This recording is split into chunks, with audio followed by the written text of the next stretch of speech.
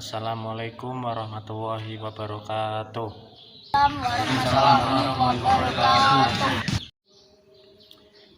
Sebelumnya mari kita berdoa terlebih dahulu ya anak-anak. Silahkan dipimpin salah satu dari kalian. Mari teman-teman, sebelum belajar kita berdoa dulu. Berdoa mulai.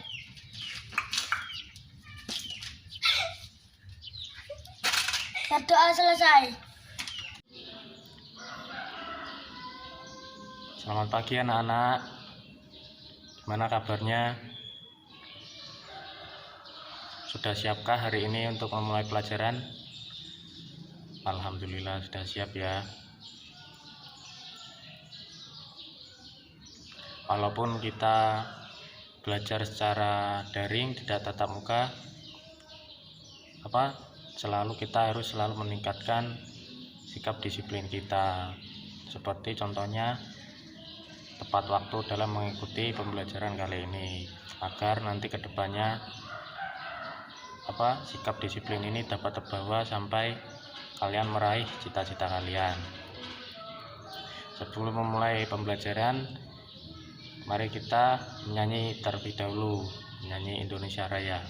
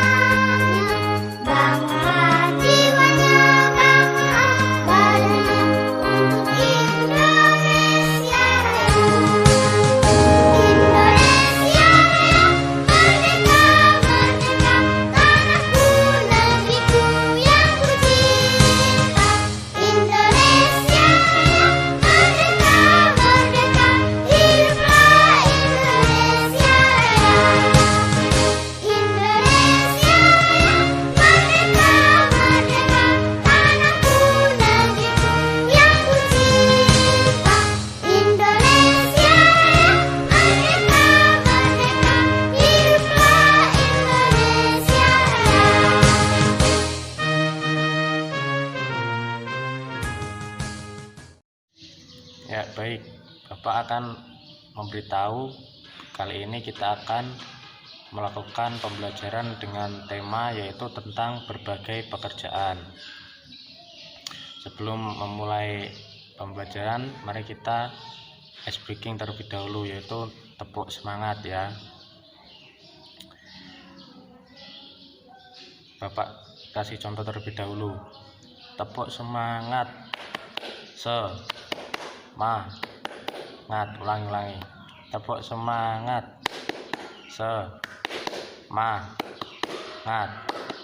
Semangat. Oke, sekarang giliran kalian. Tepuk semangat. Semangat.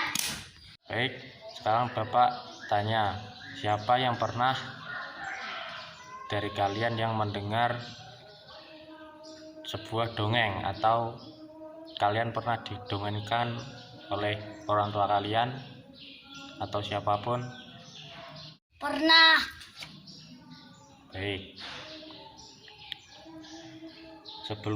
Sebelumnya silahkan dibaca cerita yang sudah Bapak share di grup WA. Baca dengan teliti.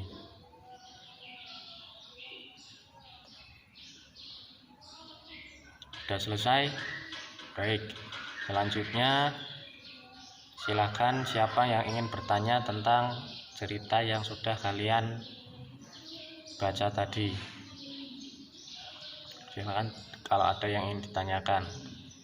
tentang cerita Timun Mas.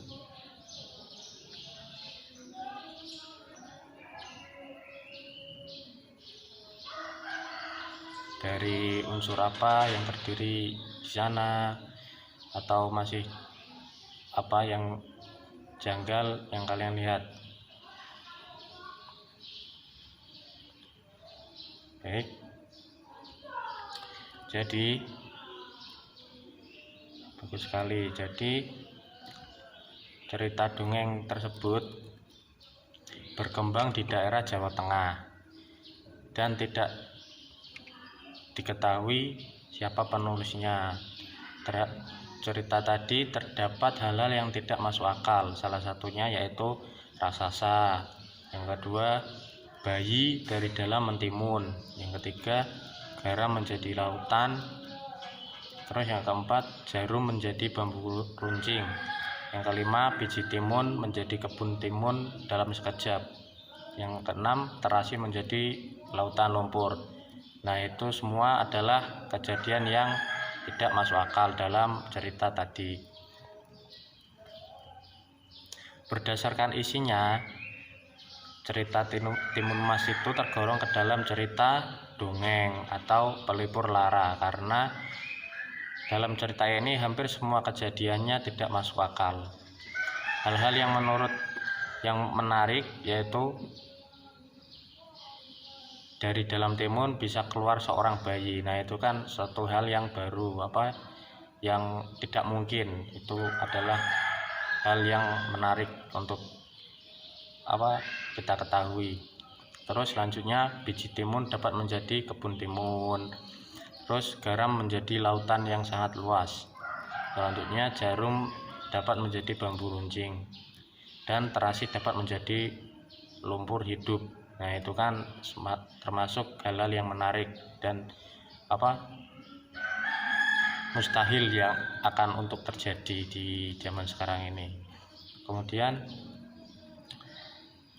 unsur intrinsik yang terdapat di dalam cerita tadi yaitu yang pertama ada tema. Apakah ada yang tahu tema tadi, tema cerita yang sudah kalian baca? Jadi tema cerita Timun Mas tadi temanya adalah perjuangan.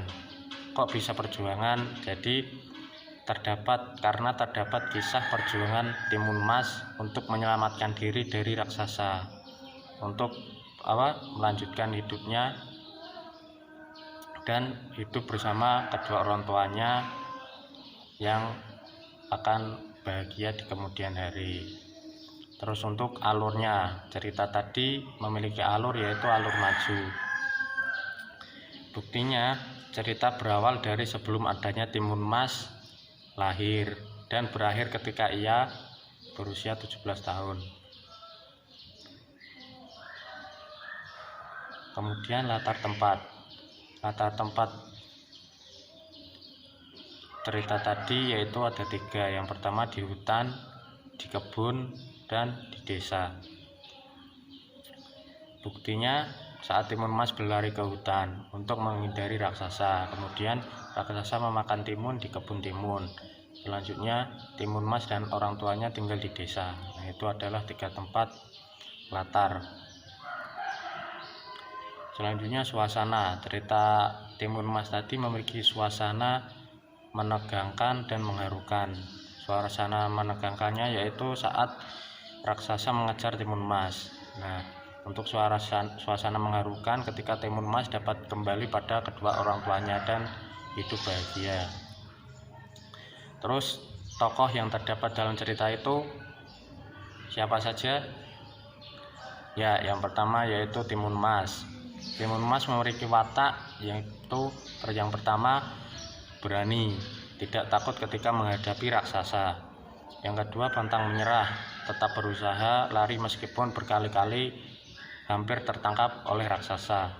Terus yang ketiga sifat dari Timun Mas yaitu patuh terhadap orang tua. Hal tersebut terbukti saat menuruti perkataan orang tuanya untuk lari ke hutan. Dan yang keempat cerdas, dapat menggunakan benda-benda ajaib yang diberikan oleh kedua orang tuanya secara tepat. Tokoh yang kedua yaitu ibunda dari Timun Mas. Memiliki watak yaitu penyayang, tetap merawat Timun Mas meskipun bukan anak kandungnya. Yang ketiga yaitu tokohnya Buto Ijo. Memiliki watak yang pertama keras kepala, tetap ingin mengejar Timun Mas, egois, tidak mempedulikan perasaan orang tua Timun Mas yang sudah membesarkan Timun Mas dari sejak lahir sampai umur 17 tahun. Yang ketiga serakah. Kenapa serakah? Karena sudah memakan banyak timun tetapi masih ingin memakan Timun Mas. Selanjutnya sudut pandang yang terdapat dalam cerita itu adalah orang ketiga atau pelaku utama. Amanat yang dapat diambil yaitu dalam cerita tersebut, jika menolong orang hendaknya jangan pamrih atau mengharapkan balasan. Yang kedua, menjadi orang jangan serakah dan usahakan selalu bersyukur atas segala yang sudah dimiliki. Yang ketiga, sebagai anak harus patuh dan berbakti terhadap orang tua. Dan yang terakhir, dalam melakukan sesuatu janganlah menyerah atau cepat putus asa, sebab semakin besar usaha semakin besar hasil yang diperoleh, seperti Timun Mas tadi. Untuk unsur-unsur ekstrinsik yaitu yang pertama ada nilai moral. Dalam cerita Timun Mas tersirat sebuah nilai moral, jika sebagai manusia janganlah pamrih dan menolong orang lain, sebab pada akhirnya kita akan susah sendiri. Yang benar adalah kita harus ikhlas dan lapang dada dalam menolong orang lain. Yang kedua, nilai kepercayaan. Dalam cerita Timun Mas telah tersurat bahwa adanya kepercayaan kepada Buto Ijo untuk mendapatkan anak. Dan yang terakhir adalah nilai budaya. Orang tua Timun Mas adalah petani. Hal ini menunjukkan bahwa masyarakat Indonesia pada umumnya bekerja sebagai petani.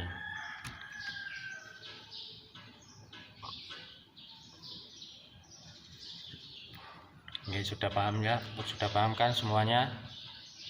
Baik, kita lanjutkan.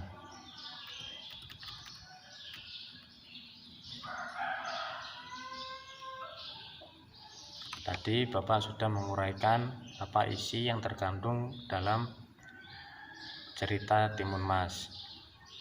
Selanjutnya, kalian silahkan menilai cerita tadi, tuliskan di buku kalian, kemudian nanti dikirim di grup WA.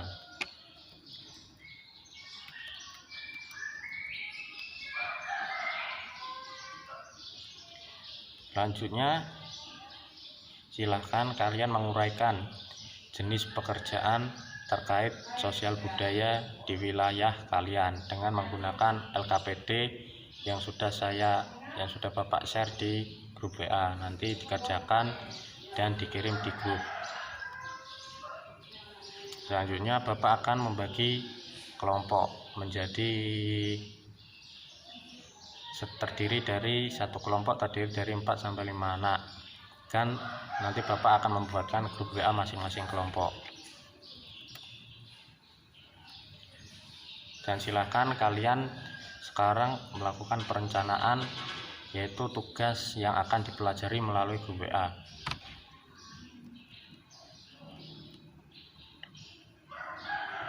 Nanti setelah Bapak buatkan grup WA, silahkan berdiskusi di dalam grup. Jangan bertemu ya, karena ini sedang pandemi, jadi dilarang untuk saling bertemu. Nanti silahkan kalian berdiskusi lewat grup WA, berdiskusi mengenai menguraikan jenis pekerjaan terkait sosial budaya di wilayah kalian.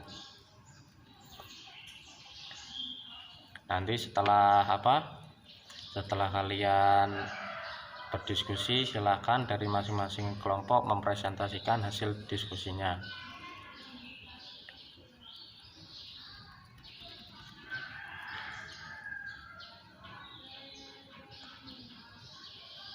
Baik, selanjutnya silakan kalian melihat gambar yang Bapak kirim melalui WhatsApp, kemudian Simpulkan dampak pemanfaatan sumber daya alam yang tidak terkontrol dalam kehidupan sehari-hari apa saja.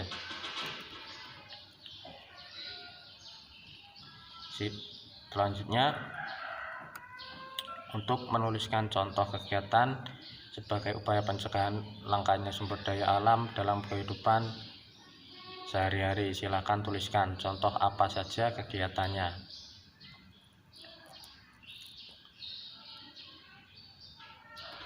Oke, perlu kalian ketahui ya, apakah kalian pernah melihat hutan yang ada di Kalimantan? Belum kan? Nah, silahkan lihat di gambar yang sudah Bapak share di grup WA. Baik, jadi kesimpulan dari pembelajaran kali ini yaitu yang pertama tadi, sebuah cerita dongeng Timun Mas yaitu memiliki nilai-nilai unsur intrinsik dan ekstrinsik yang terdapat dalam cerita tersebut. Kemudian kalian mengerjakan LKPD yang sudah Bapak share di grup WA, dan nanti silakan dikumpulkan masing-masing kelompok.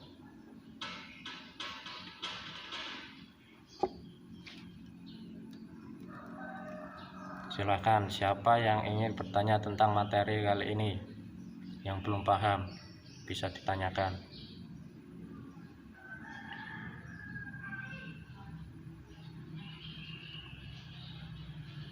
Tidak ada? Baik, silakan kalian mengerjakan soal evaluasi yang sudah Bapak share di grup WA. Dikerjakan sekarang langsung.